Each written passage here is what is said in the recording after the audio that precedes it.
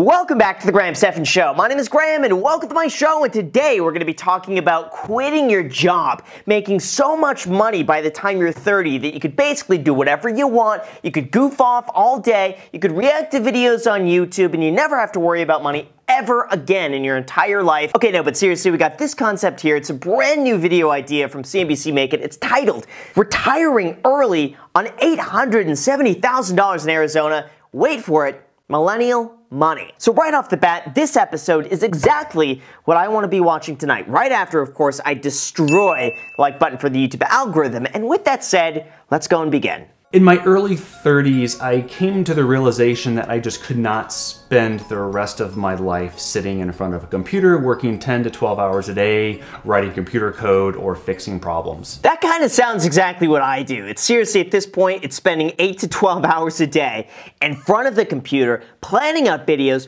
filming videos, editing videos, and then thinking, what is the next video I'm gonna make? But so far, I gotta say, it's a lot of fun. You gotta absolutely love what you do if you're gonna be working hours like that. Otherwise, you're gonna have a bad time.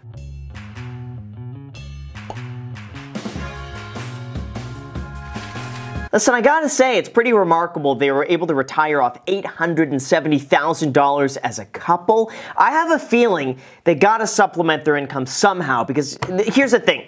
Health insurance is going to just rip them apart. It's so expensive. And if they have to pay for that out of pocket, $870 actually goes quite quickly once you begin spending that down. So let's see. And we retired in our mid-30s with $870,000. And live a little bit outside of Tucson, Arizona. Yeah, exactly. Good luck doing that in California. You have to go somewhere else with $870. Wow, look at that. So they retired on $870, and then with the market going absolutely berserk, it's grown to $1.2 million. So they've now made $400,000 almost being retired. That just goes to show you how berserk the markets have gone lately. Early retirement for me isn't about just not working, it's about freedom. The freedom to design your day, to do whatever you want during the day.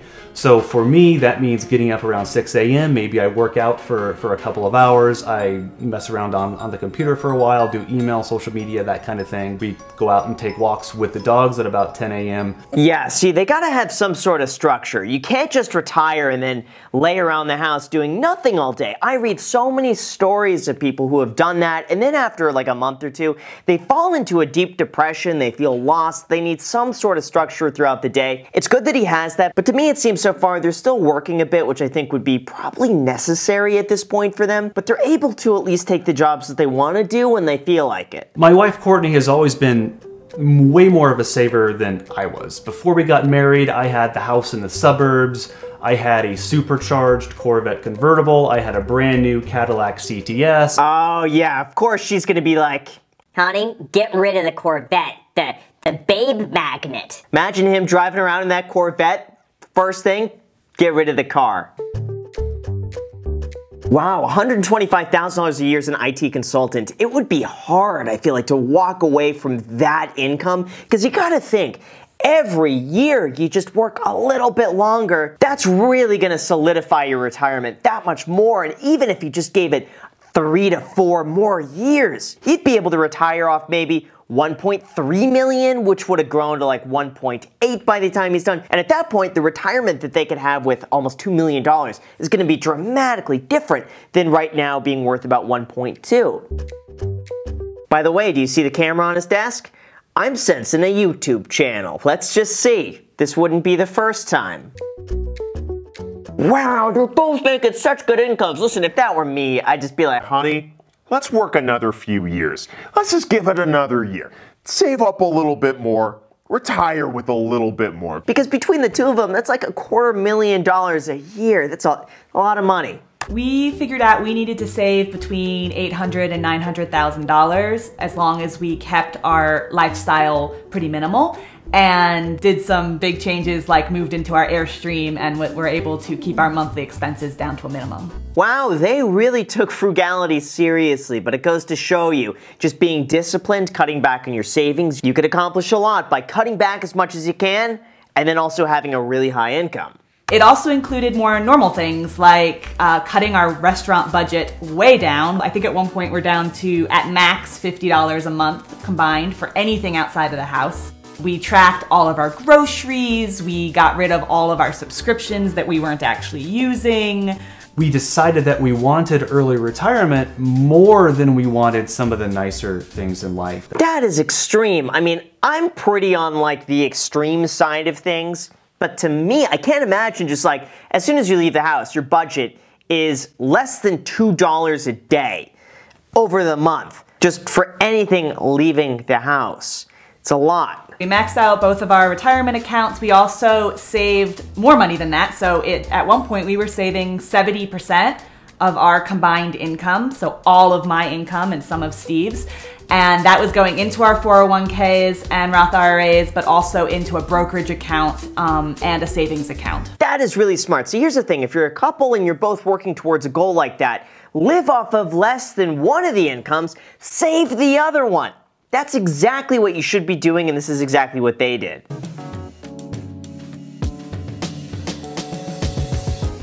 Yeah, so right now they're spending about 4% of whatever their nest egg is, which I would personally say might be kind of aggressive for two people, just considering the really tiny chance that, let's say, the market goes down for quite some time, and then by the time they're like 70 or 80, they're not going to have much money left over. Now, the positive thing here is that it looks like they are able to cut back if they need to, and they're both fully capable of working if they need to make more money. So, to me, this situation actually seems to work out quite well. Well, we have a combined checking account as well as savings account. We keep everything together. That makes it simple for us. So we talk about every single purchase. We agree on everything that we spend money on, and it's very easy. Let's see, we got groceries. Woo! $750 a month on groceries, and that, here we go, includes alcohol.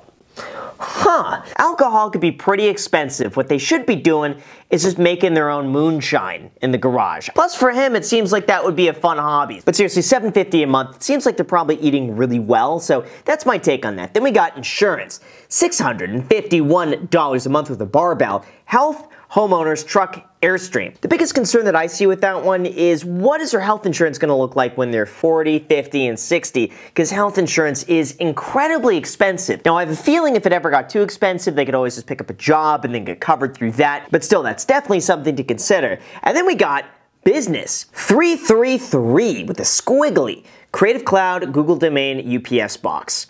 Sounds like they got a YouTube channel. But after that, we got dining out, $250 a month. So between that and groceries, we got $1,000 a month just whoop, gone. Now, again, they could always cut back on the dining out if they need to, so that's not the end of the world. Property tax, wow, only $144 a month for property tax. That's incredible. $132 a month for subscriptions. Wi-Fi, gym, Netflix, Discovery Plus, Amazon Plus, that's fine. Why does he need a gym membership, though? Doesn't he have a gym at home? So that might be kind of redundant.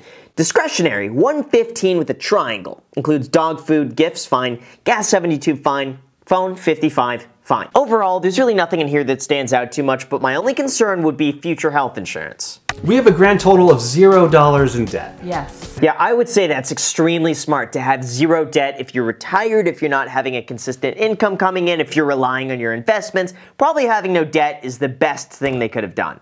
We will go to a grocery store about 45 minutes away once every week and a half or so. 45 minutes away to go to a grocery store. Imagine you get back and you're like, crap, I forgot the lentils. It's 45 minutes away. Gosh, that's 2 hours. That is 2 hours round trip. So they're very much like, they gotta be way off the grid in Arizona. Wow, that's nuts. Whoa, $500 a month for health insurance. Gosh, I swear, the United States is so broken for health insurance. It's so expensive, and like nothing is covered. Like I went to go and get a skin checkup, and going through my insurance was such a pain, I paid for it out of pocket. I paid out of pocket because I didn't want to deal with the insurance company, even though I pay. Now it's like $275 a month. It's basically for nothing. I paid it. I basically just go and burn it. I burn it. Look, I got this. This is what I do every month. Burn it. I didn't think that one through. Where am I going to put that? It's still burning. Crap. All right, so figuratively speaking, that's pretty much what I do every month, but health insurance is stupid expensive. And then for dental, we live very close to the Mexican border, and cleanings across the border in Mexico tend to be about $25, so not too bad. Yeah, see, I've heard of so many people going down to Mexico to get work done because it actually doesn't cost an arm and a leg to do anything. So again, it's stupid. Our rule of thumb when it comes to when we actually sell our investments and take money out is we only do it in an up market if we can help it, which is why we have that savings account there. And we'll sell stock to get money in an up market if one, we need to replenish our savings, or two, we have a big purchase that we're planning to make in the near future. That would give me so much anxiety to have to think about like, ooh, selling off the investments. Now the positive side here is that these investments that they're selling off, even if they're in a taxable account, they're probably paying next to nothing in taxes, being able to cash out just for free basically. So for them, it kind of makes some sense there, but still, I would rather just keep the investments, work a little bit on the side. Just that would give me anxiety to sell anything. Wow, $60,000 to $80,000 in their savings account. I wonder why they need so much. I would prefer almost to invest most of it because I can't imagine them needing $80,000. At least keep $20,000 in an account, invest the rest, because otherwise I'm worried they're leaving some money on the table here. We were in a little mini but sharp recession. And my friends and some of my family were begging me to sell to get out of the market because everything is going to crash.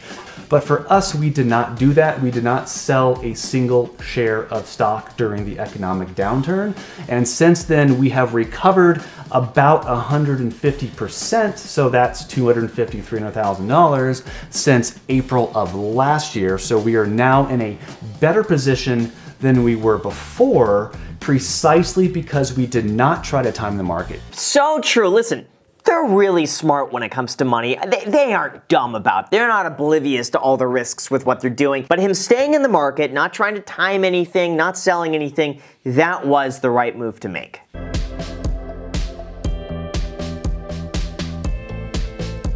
We would be traveling sometimes multiple days a week and did an entire trip from our home state of Arizona all the way out east to New York, up to the Upper Peninsula of Michigan, and all the way back down. Working the little jobs we do or whatever from the road, we could really be wherever we wanted to be. That's really cool. See, again, that seems like so much fun. One of these days, I've said this a bajillion times, one of these days, I want to get something like that, go and travel all 50 states. I think that would be a blast.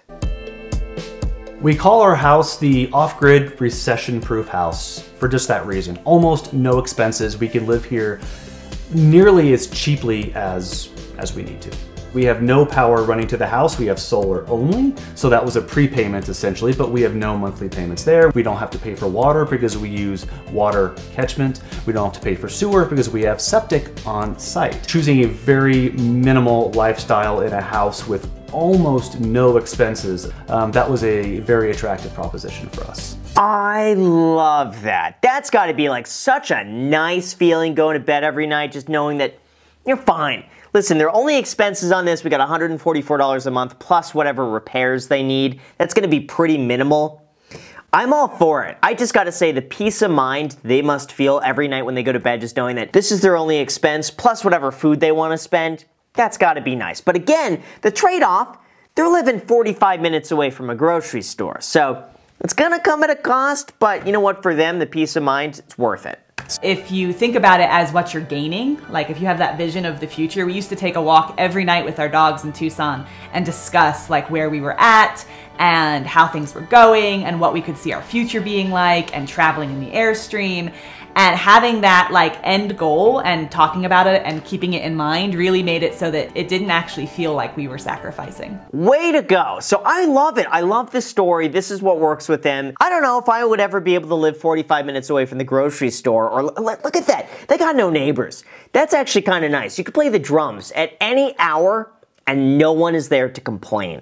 That has got to be amazing. It seems like they got everything already figured out, and this goes to show you, you don't need millions of dollars to retire. You could retire off significantly less as long as you're willing to cut back on your expenses, live kind of far away from everybody else. And most importantly from all of this, it seems like they're the type that would smash the like button for the YouTube algorithm if you haven't done that already. So with that said, you guys, thank you so much for watching. I really appreciate it. As always, make sure to destroy the like button, subscribe button, and notification bell. Also, feel free to add me on Instagram. I post there pretty much daily, so if you want to be a part of it there, feel free to add me there, as in the podcast, The Iced Coffee Hour. New episodes being posted every single Sunday. Thank you so much for watching, and until next time.